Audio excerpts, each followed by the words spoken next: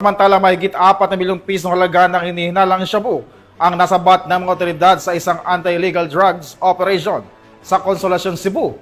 Ang matagumpay na operasyon ay bahagi ng patuloy na kampanya ng pulisya laban sa illegal na droga sa rehiyon.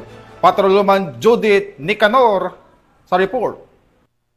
Kulungan ang bagsak ng high-value individual na suspect matapos mahulihan ng higit 4 na milyong halaga ng hinihinalang shabu sa isinagawang bypass operation ng kapulisan ng Konsolasyon sa Sitio Lawis, Barangay Hugan, Konsolasyon, Cebu nito lamang nakaraan. Ayon kay Police Lieutenant Colonel Yunel B. Avergonzado, Acting Chief of Police ng Konsolasyon Municipal Police Station, bandang alas 3 ng hapon nang maaresto ng kapulisan ang high-value individual na suspect na si alias Pangloy, 43 anyos na residente ng Barangay Hubay, Liloan, Cebu. Nakumpiska mula sa suspect ang 26 na pakete ng hinihinalang shabu na may timbang na 600 gramo at standard drug price na 4,080,000 pesos, bypass money at sling bag. Samantala, kasalukuyang nasa kustudiya ng Konsolasyon MPS ang suspect at makaharap sa kasong paglabag sa Section 5 at 11, Article 2 ng Republic Act 9165 o Comprehensive Dangerous Drugs Act of 2002.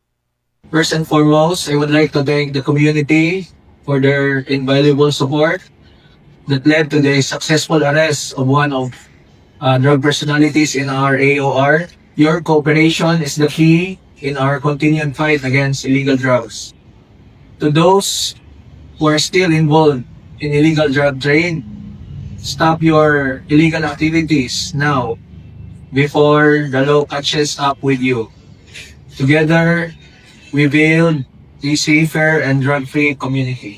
Thank you. Ang matagumpay na operasyon ay bunga ng pinagsanib puwersa ng Konsolasyon MPS, PIUC-PPO, PNP-DEG SOU-7 at PIDEA ROA-7. Ang kapulisan ay patuloy sa pagsusulong ng mga programa ng pamahalaan upang matuldukan ang problema sa iligal na droga at magkaroon ng maunlad na bansa tungo sa isang bagong Pilipinas. Mula dito sa Central Visayas, sa Philippine Police News Network Correspondent, Patrolwoman Judith Nicanor, alagad na patas na nataguyot ng balita.